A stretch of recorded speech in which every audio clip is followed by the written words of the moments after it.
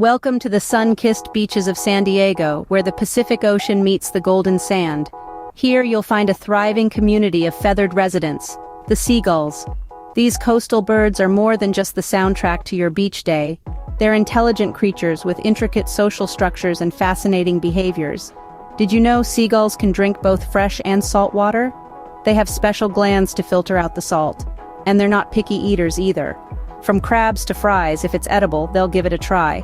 But remember, while it's fun to watch them, feeding seagulls can disrupt their natural diet. So let's keep our beaches clean and our seagulls healthy. San Diego's seagulls, they're a part of the beach as much as the waves and palm trees. They're our feathered friends, the heart of our coastal charm.